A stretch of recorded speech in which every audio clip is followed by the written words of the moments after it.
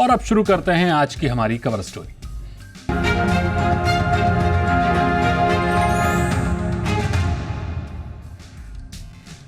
अपने बयानों से बवाल मचाने वाले ट्रंप ने एक बार फिर भारत को निशाने पर लिया है। ट्रंप ने आरोप लगाया कि भारत रूस से सस्ता तेल खरीदकर उसे खुले बाजार में बेचकर मुनाफा कमा रहा है और इसी बहाने ट्रंप ने भारत पर टैरिफ बढ़ाने की धमकी भी दे दी है और अगले 24 घंटे टैरिफ को लेकर भारत के लिए अहम बताया है। लेकिन भारत ने इस बार ट्रंप को सीधा, सटीक और करारा जवाब दिया है।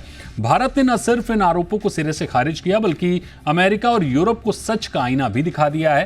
पहले आप ये रिपोर्ट देखिए, आगे एक्सपर्ट के साथ इस मुद्दे पर करेंगे 360 डिग्री एनालिसिस।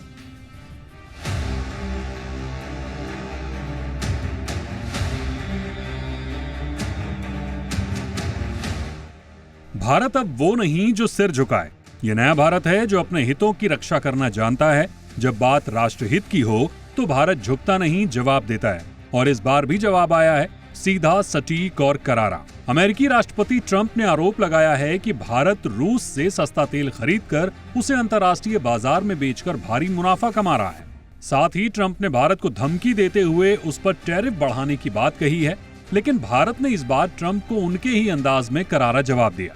भारत के विदेश मंत्री ने अमेरिका के इन आरोपों को न सिर्फ सिरे से खारिज किया बल्कि अमेरिका और यूरोप को उनके दोहरे मापदंड का आईना भी दिखा दिया। ट्रंप की ओर से भारत और रूस के बीच होने वाले क्रूड ऑयल कारोबार को निशाना बनाए जाने पर भारतीय विदेश मंत्रालय ने कड़ी प्रतिक्रिया दी है।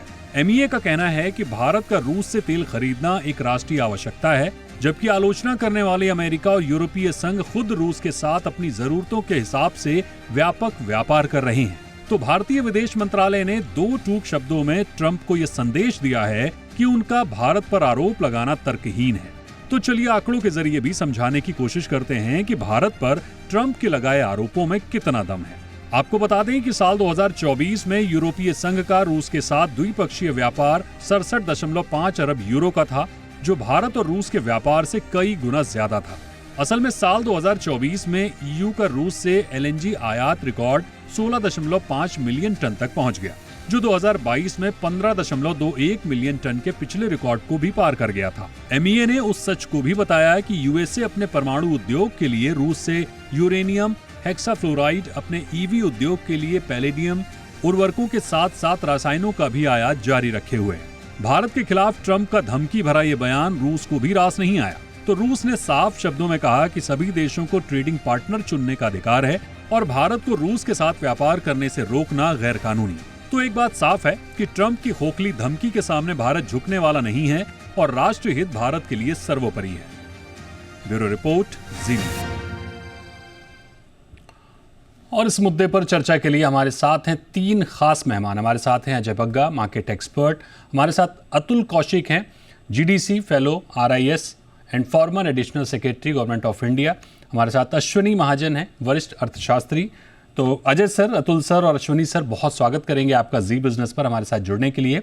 अजय सर, सबसे पहले आपके पास आएंगे। जिस तरह से हम देख रहे हैं कि ट्रंप साहब बार बार धमकियां दे रहे हैं और अब तो 24 घंटे का अल्टीमेटम भी दे दिया है। सबसे पहले तो मैं समझना चाहूँगा सर, कल का दिन बड़ा खास है क्योंकि मॉनेटरी पॉलिसी भी है कल और ये जो ट्रंप की 24 घंटे वाली अल्टीमेटम है वो भी है कल। तो बाजार पर किस तरह का रिएक्शन देख रहे हैं आप?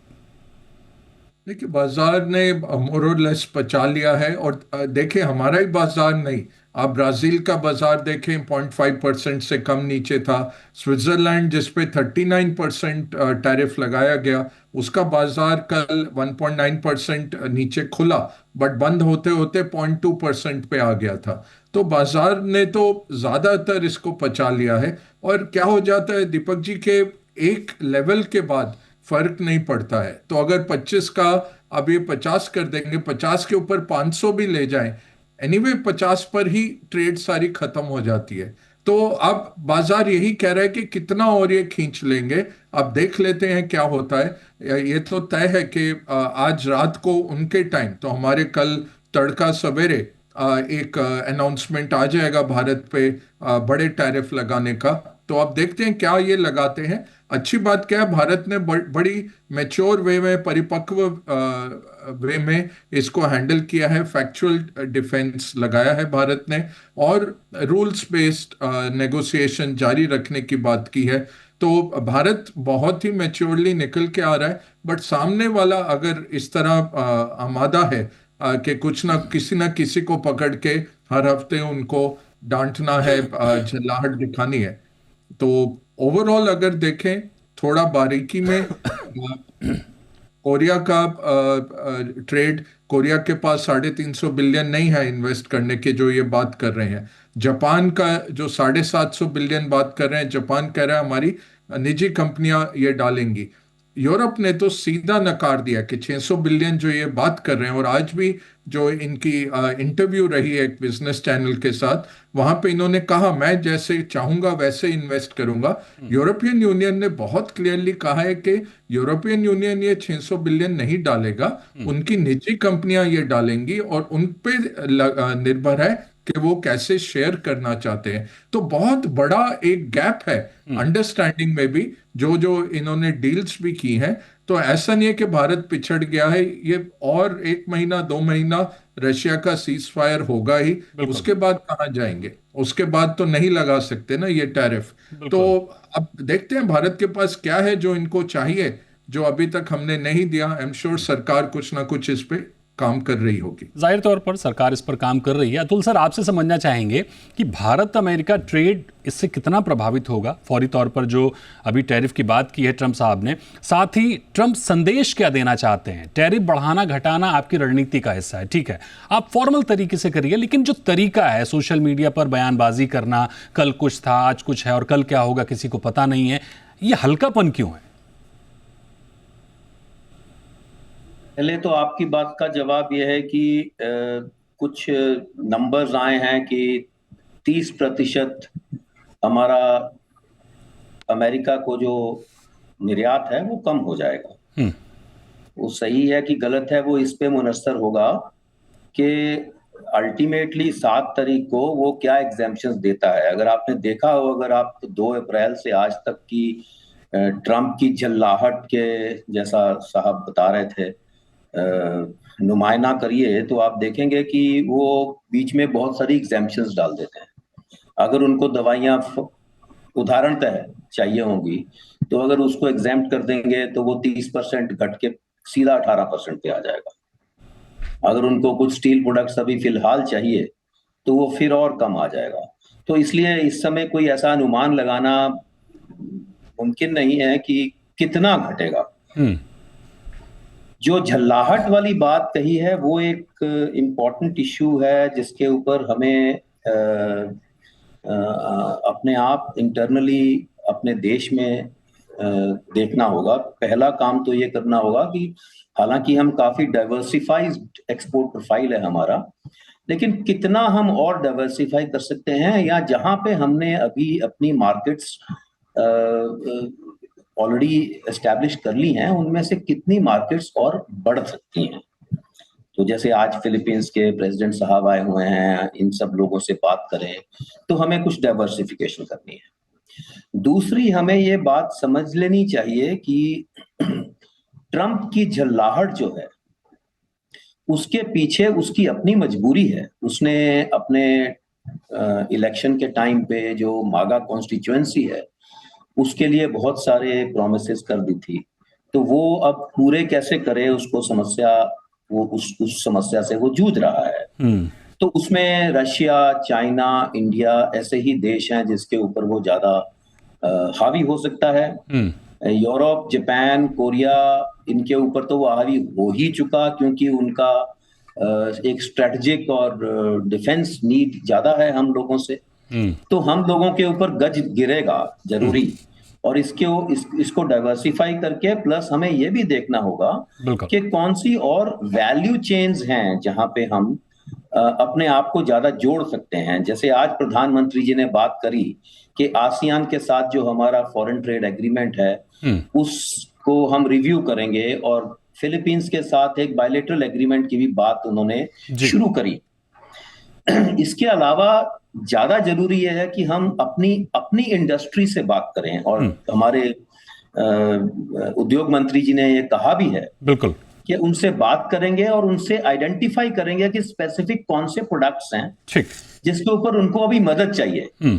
तो मार्केट डेवलपमेंट असिस्टेंस है, कहीं किन्हीं नुमाइशों में जाने का प्रबंधन करना है, उसके लिए कोई ऐसे इनपुट्स हैं जिनको हम उनको मुहैया करवा दें ताकि एट स्केल वो बना सकें, वो सारी अपनी मैन्युफैक्चरिंग, वो अपना प्रोड्यूस बना सकें, बिल्कुल। और जो अगर नई मार्केट मिलती है तो उसको सप्लाई कर सकें। ठीक। तो ये 3 पहलू हैं मेरे हिसाब से जिसके ऊपर हमें इंडिया में काम करना चाहिए। जाहिर तौर पर बड़े शानदार पहलू हैं आपके, लेकिन जो देखने वाली बात है कि ट्रंप साहब ने जो अपने चुनावी वादे पूरे किए थे, उनको पूरा करने के, जो वादे किए थे उनको पूरा करने के लिए पूरी दुनिया टैरिफ वॉर के बीच फंस रही है, वो भी देखने वाली चीज़ होगी। अश्विनी सर, आपसे मेरा सवाल ये होगा कि ट्रंप साहब जिस तरह से टैरिफ को लेकर माहौल बना रहे हैं, लेकिन दूसरी तरफ जिन देशों के साथ वो डील कर रहे हैं, मसलन जापान है, यूरोपियन यूनियन है, क्या उन देशों की पार्लियामेंट इसको वहां पर पास कराना आसान होगा?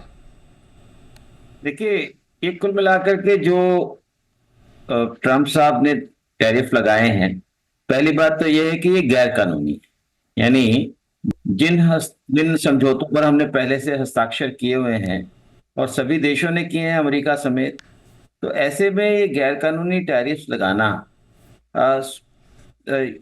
कई देश उनके साथ समझौता कर रहे हैं, लेकिन ऐसे बहुत सारे देश हैं जो उनके साथ समझौता नहीं कर रहे, और कुछ ऐसे देश हैं जो एंगेज कर रहे हैं लेकिन उस कॉशियस हैं, उनमें से भारत एक है। तो इसलिए जो जिन देशों के साथ उन्होंने समझौता किया है, उसमें बहुत सारे, जिसको हम कहते हैं there are many slips between this lip and the cup.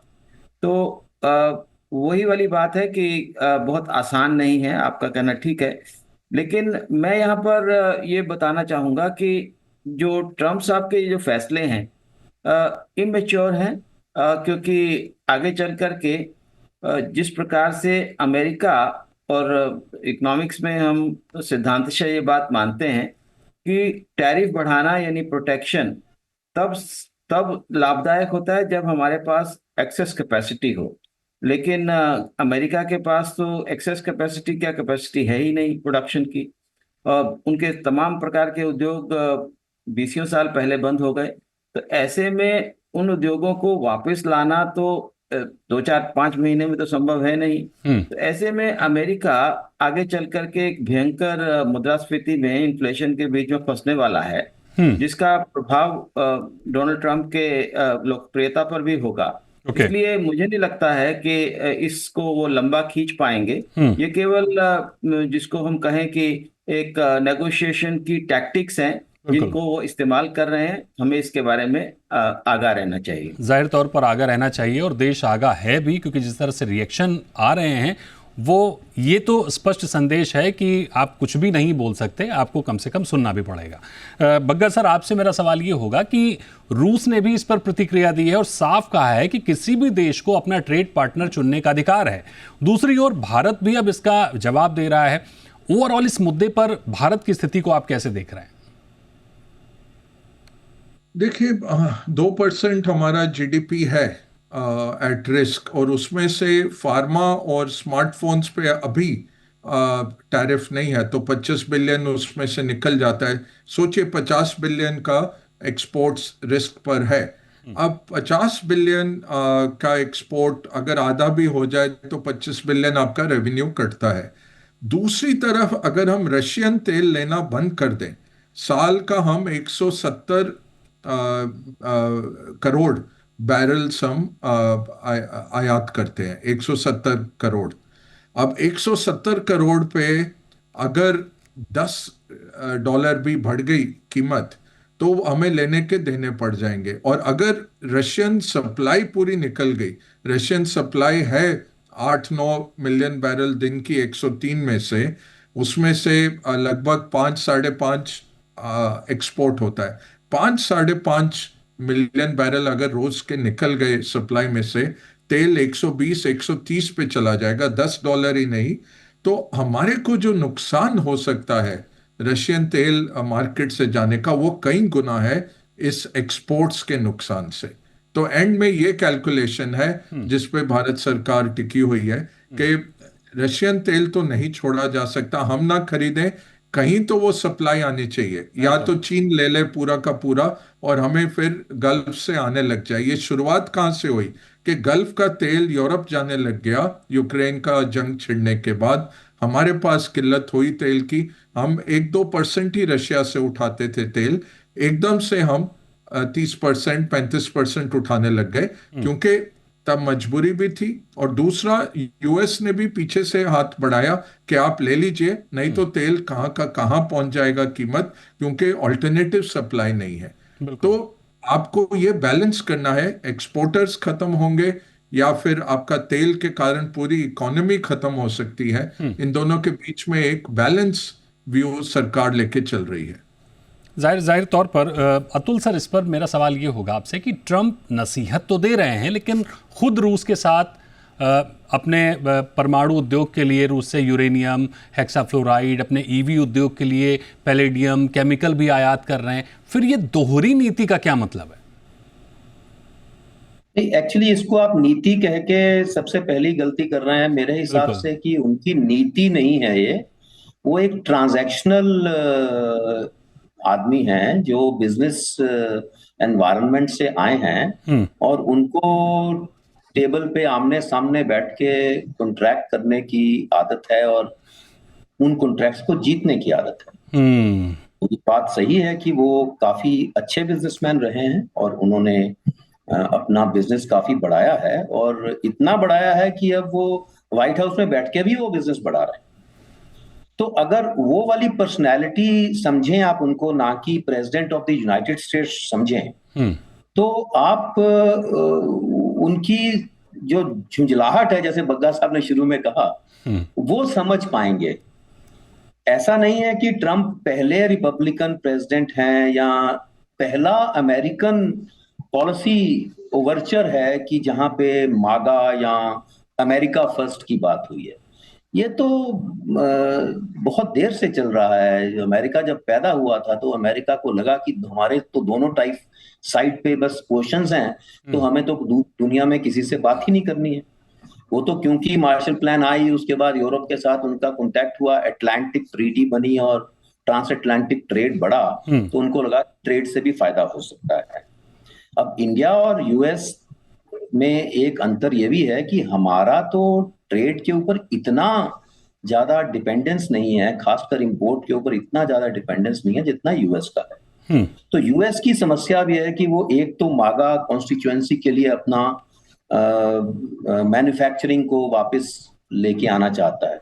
अब उद्यम कहां से आएंगे उस ऐसे देश में जो पिछले 40 साल से सर्विसेज और इंटेलेक्चुअल प्रॉपर्टी और टेक्नोलॉजी की तरफ बढ़ रहा है, और एक कंसिडर्ड डिसीजन लेके चल रहा है कि हमें मैन्युफैक्चरिंग पे डिपेंड नहीं करना है।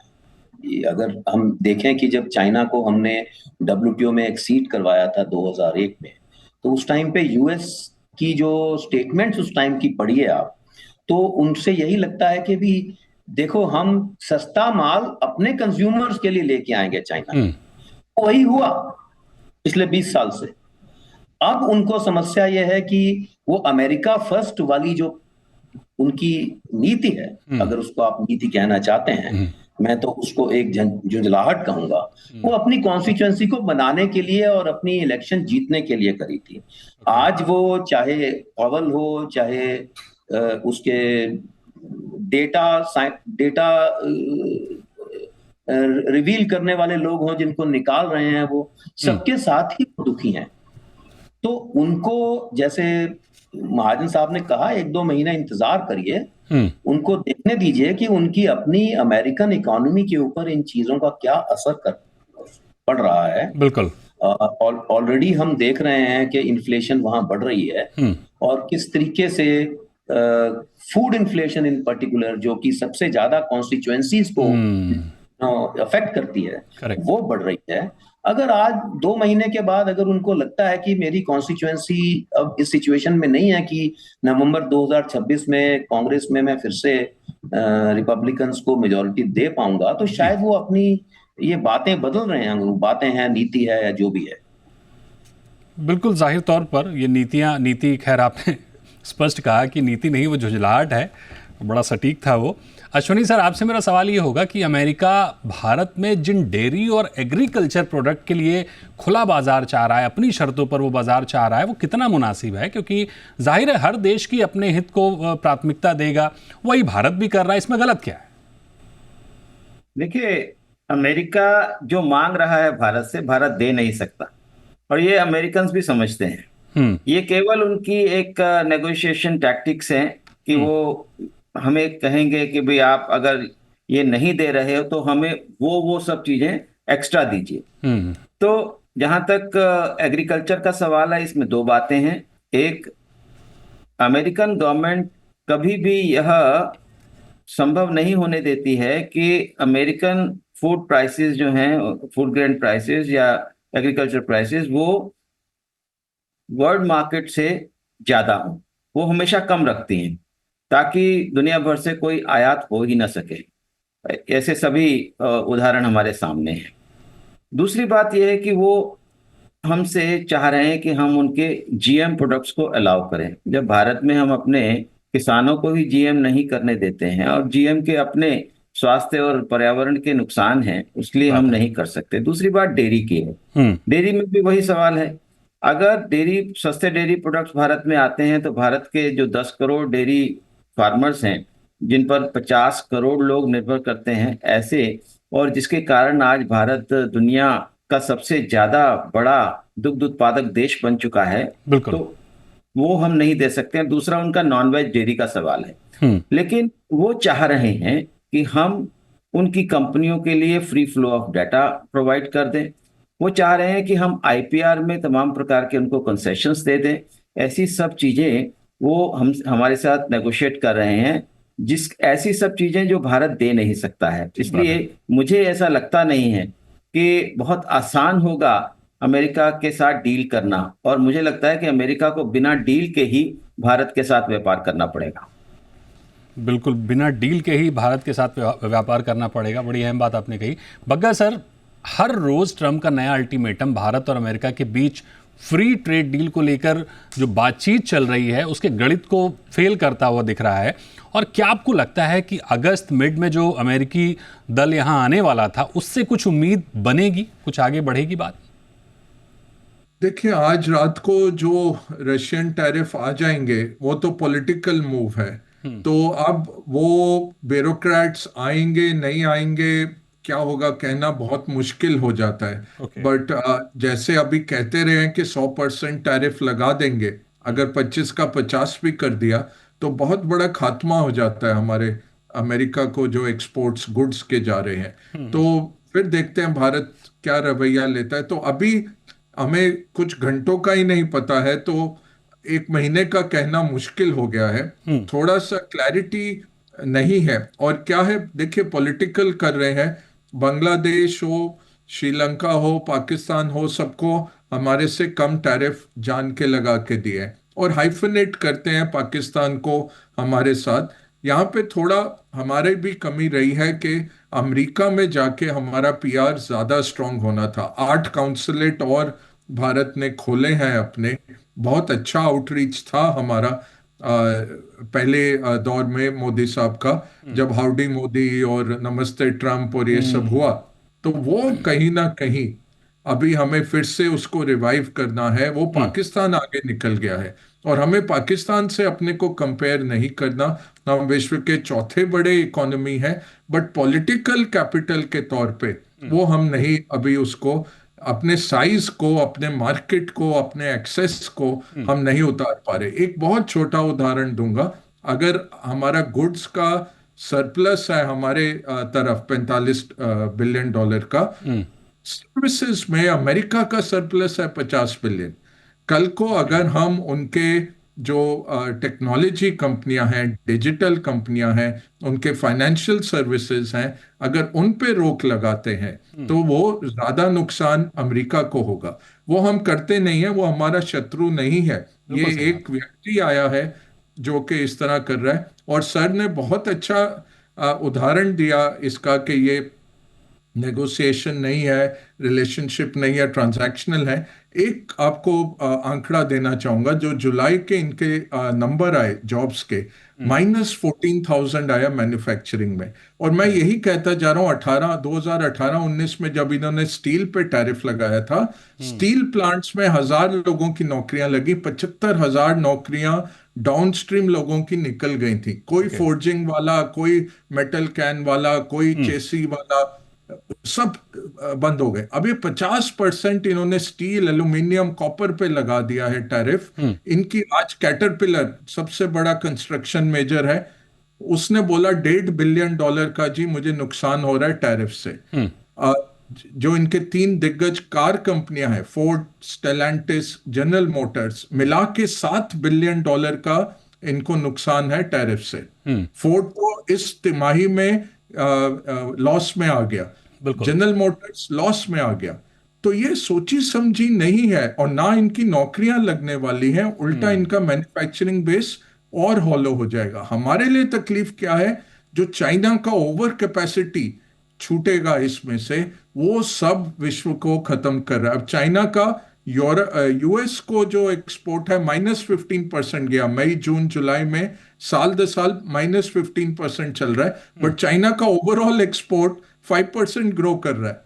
तो एक्सेस कहीं जा रहा है, या तो उस पर छापा लग रहा है, made in Lesotho, made in Zambia, और वो अमेरिका जा रहा है, या फिर हमारे घर आ रहा है। तो ये संकट है कि एक्सेस कैपेसिटी दुनिया की जो यूएस एब्जॉर्ब कर रहा था, वो भी हमारे घर आना शुरू हो जाएगा।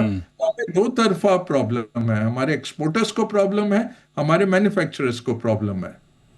बिल्कुल बड़ा मतलब गंभीर विषय आपने उठाया कि एक्सप्रेस लोग, आप चाह रहे थे कि अमेरिका खपत वहाँ पर हो भी रही थी, लेकिन आपके इस टैरिफ वॉर की वजह से वो दूसरी जगह पे, दूसरे देशों में अब खपाया जा रहा है जानबूझकर।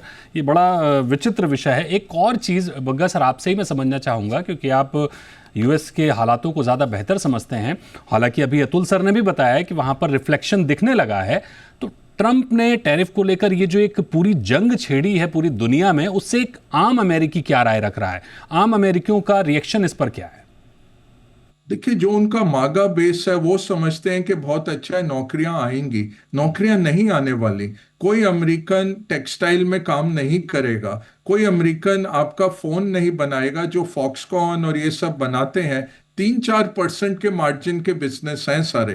15,000-20,000 रुपए में आदमी को 12 घंटे काम करवाते हैं, और एक ही काम है, आपको एक पेज कसना है या आपको एक चिपकाना है, उतना ही काम हो रहा है। वो कोई अमेरिकन वो काम नहीं करने वाला। ना कपड़े बनने वाले हैं अमेरिका में, ना फर्नीचर बनने वाला है, ना ही स्टील या कॉपर बनेगा। कॉपर के बहुत डिपॉजिट है अमेरिका में, बट केवल 2 स्मेल्टर रह गए हैं, और स्मेल्टर को फिर से चालू करना 5 साल की बात होती है। और फिर एनवायरमेंटल पोल्यूशन, ये सब चीजें, और कोई वर्कर जो काम करने को तैयार हो उस गर्मी में, उस भट्टी में सारा दिन खड़ा होकर जो काम कर, वो जनरेशन निकल गए हैं। अभी शिप बिल्डिंग अमेरिका में खत्म हो गया। कोरिया कह रहा है हम आपको 350 बिलियन में शिप बिल्डिंग भी आपकी फिर से शुरू करा देंगे। वर्कर्स कहाँ हैं? सप्लाई चेन कहाँ है? पूरा इकोसिस्टम कहाँ है? और बिजली कहाँ है आपके पास? इतनी महंगी बिजली है, आपका इंफ्रास्ट्रक्चर खराब हो चुका है बिल्कुल। जो सर ने कहा, सर्विस इकोनॉमी बन गए, आईपीआर बेस्ड इकोनॉमी बन गए, डिजिटल इकोनॉमी बन गए, मैन्युफैक्चरिंग तो कहीं छूट गया। और जो आपको साजो सामान मिल रहा है, अब चीन ने बहुत अच्छा एग्जाम्पल दिया। वो जो लाल कलर की टोपी डालते हैं ट्रंप, मागा वाली, मेक अमेरिका वाली, कहते हैं हम 25 सेंट की बनाते हैं। तो हमारे पे आप 100% भी लगा दो, 50 सेंट हो जाएगा। मागा वाले, ट्रंप की ऑर्गेनाइजेशन मागा वालों को $50 में बेचता है। तो उसका बन किसका रहा है पैसा? करेक्ट। अमेरिकन शिप लेके जा रही है, अमेरिकन पोर्ट चार्ज कर रहा है, फिर मागा वाला $50 चार्ज कर रहा है। चाइनीज को तो 25 में से वो बना रहा है अपना पैसा, किसी तरह से वो बना रहा है। तो ये देखना है, और कोई 25 पैसे में बना पाएगा अमेरिका में? बिल्कुल नहीं, पॉसिबल ही नहीं है। अतुल सर, एक अंतिम सवाल आपसे लेना चाहेंगे कि अभी तक हम देख रहे थे कि ट्रंप का जो बयान भी थे वो थोड़े नर्म थे कि भारत अपना साझेदार है, पार्टनर है, लेकिन टैरिफ लगेगा। उम्मीद भी हम कर रहे थे, चीज़ें बड़ी नर्म तरीके से चल रही थी। लेकिन जब भारत का रिएक्शन धीरे धीरे मुखर होना शुरू हुआ जब हमने संसद में देखा कि हमारे विदेश मंत्री ने जब बताया कि दोनों देशों की, भारत पाकिस्तान के युद्ध में तीसरे देश की किसी की भूमिका नहीं थी। इस तरह की चीज़ों के बाद थोड़ी सी झुंझलाहट जो आई है, क्या ये वहाँ से आई है या अचानक ये जो झुंझलाहट है इसके और क्या कारण देख रहे हैं आप? वो भी एक पहलू हो सकता है, लेकिन मेरे हिसाब से वो छोटा पहलू है। बड़ा पहलू ये है कि उसको अपनी डोमेस्टिक चैलेंजेस जो हैं उनसे जूझने के सॉल्यूशंस, उपाय नहीं मिल पा रहे हैं। नहीं मिल रहे हैं, एग्जैक्टली। अब आप देखिए कि आज हम 60s और 70s की दुनिया में नहीं रह रहे हैं। जिस दुनिया में हम अब रह रहे हैं, 70% जो व्यापार है वो ग्लोबल वैल्यू चेन्स के थ्रू, सप्लाई चेन्स के थ्रू हो रहा है, जैसे बग्गा साहब ने बताया। दूसरी बात, जो उद्यमी और व्यापारी अमेरिका के हैं उनमें से कोई खुश नहीं है इस समय। वो बोल पाए ना बोल पाए वो एक अलग बात है, कुछ बोल भी रहे हैं, लेकिन वो इसलिए खुश नहीं है कि वो जानते हैं कि अगर मुझे इनपुट ओरिजिनल प्राइस जहां से मैं ले रहा था उस पे नहीं मिलेगी तो मैं यहां कुछ नहीं बना पाऊंगा। तो ये समस्या ट्रंप के सामने आ गई है, जिससे वो झुंझला गया है और वो स्केपगोट्स ढूंढ रहा है। रशिया उसके लिए स्केपगोट इसलिए है कि यूक्रेन से लड़ाई में सीज फायर मांग रहे हैं, नहीं मिल पा रहे हैं। इजराइल को क्यों नहीं, पता नहीं क्यों वो स्केपगोट नहीं बुला रहे, क्योंकि लड़ाई तो वहां भी चल रही है, वहां भी शायद, पर लेकिन उनकी मार्केट इतनी बड़ी नहीं है और वो कुछ ऑफर नहीं है। भारत का अंतर यह है कि भारत एक बहुत बड़ी मार्केट है, लार्जेस्ट मार्केट कहते हैं इसको, क्योंकि हमारी जो मिडिल क्लास है वो जिस प्रोपोर्शन में बढ़ रही है, अगर उसको देखा जाए तो रुझान दुनिया भर के एक्सपोर्टर्स का इस समय भारत की तरफ। एग्जैक्टली। और उसको लग रहा है कि इस मार्केट में अगर मैं नहीं घुस पा रहा हूं तो क्या हो गया। तो हो सकता है कि वो अपने ट्रेड नेगोशिएटर्स को डांट भी रहे हों कि भाई आपने अभी तक क्यों नहीं डील किया। करेक्ट। लेकिन जैसे महाजन जी ने बताया, तो हम मीट और खून से पले हुए दूध को या चीज को या बटर को तो हम खा नहीं पाएंगे। डेफिनेटली। सिमिलरली अगर आप कहें कि हमें जीएम फूड लेके आना है, तो हम पहला सवाल हमारे नेगोशिएटर्स ने उनसे पूछा होगा कि क्या आपने ईयू मार्केट में जीएम क्रॉप्स अपने भेज दिए हैं? पहले वहां उनकी मार्केट खोल दीजिए, फिर हमारे से बात करिए। डेफिनेटली। तो उनके लिए अपने आप में ही बड़ी समस्याएं आ रही हैं। जैसे मैंने पहले कहा, 1-2 महीने इंतजार करिए। 25 तारीख का सुना है कि उनकी टीम आ रही है, अभी 20 दिन पड़े हैं। उन 20 दिनों में नए नंबर्स क्या आते हैं, लेबर नंबर्स आपने देख लिए, इन्फ्लेशन नंबर आने वाले हैं। हमारी एमपीसी कल परसों में आपको बता देगी कि हमारी स्थिति क्या है मॉनेटरी पॉलिसी में। उनकी मॉनेटरी पॉलिसी तो ऑलरेडी आ चुकी है और काफी नाराज हैं ट्रंप उससे। तो वो जब समझ पाएंगे कि हमारी अपनी कंपल्शंस हैं, उनकी भी अपनी कंपल्शंस हैं, और इन कंपल्शंस को मद्देनजर रखते हुए हम क्या डील कर सकते हैं, तो डील हो सकता है। हमारे उद्योग मंत्री जी ने बड़े ठीक तरीके से कहा था काफी देर पहले, 1.5-2 महीने पहले, कि we have what it is necessary to bring a deal to the table. अब समस्या यह है कि वो सुनने वाले हों और अपनी समस्या और हमारी समस्या दोनों को मद्देनजर रखते हुए डील कर रहे हों। तो हो सकता है आने वाले 1-2 महीने में ऐसा कुछ हो जाए। जब तक वो नहीं होता तब तक इनकी झुंझलाहट जो है वो इनसे ऐसे शब्दों का ही प्रयोग करवाएगी जो वो अभी तक कर रहे हैं, जो बहुत तीखे हैं और जिनका बहुत ही सहज तरीके से भारत जवाब दे रहा है। कल की जो स्टेटमेंट आई है हमारी एमईए की, मैं उसको पढ़ रहा था, बहुत ही संजीदा, बड़े ही सोच समझ के लिखी हुई स्टेटमेंट है। उसमें केवल उन लोगों को टारगेट किया गया है जो लोग उनको गलत टारगेट कर रहे हैं। ठीक बात है। तो हम लोग we are being very steady in our statements, consistent. अब ट्रंप जी कब उस स्थिति में आएंगे कि वो हमारे साथ एक स्टडी तरीके से बात कर लें, अपने नेगोशिएटर्स को ठीक तरह की इंस्ट्रक्शंस दे दें, उस पर डिपेंड करता है कि स्थिति सामान्य कब होगी। जाहिर तौर पर वो जो 3 ओरिजिनल पॉइंट मैंने बताए थे, बिल्कुल उन्हीं पे ही काम करना पड़ेगा भारत। तीनों ओरिजिनल पॉइंट पर भारत को काम करना पड़ेगा जो अतुल साहब ने बताए। हालांकि अभी जो स्थिति दिख रही है, ट्रंप साहब हर दिन एक नए बयान देते हैं, नई धमकियां देते हैं और उन धमकियों का असर दिखता है। हालांकि जिस तरह से वहां पर लेबर के नंबर्स आ रहे हैं या महंगाई के आंकड़े आ रहे हैं, वो कुछ और ही दिशा दिखा रहे हैं। चुनावी वादे हैं, पूरे नहीं हो पा रहे हैं, झुंझलाहट बनती है और उसी का रिएक्शन भी दिख रहा है। बहुत शुक्रिया करेंगे आपका अतुल सर, बहुत शुक्रिया करेंगे आपका अश्विनी सर और बहुत शुक्रिया करेंगे अजय सर आपका हमारे साथ जुड़ने के लिए, इस चर्चा में भाग लेने के लिए।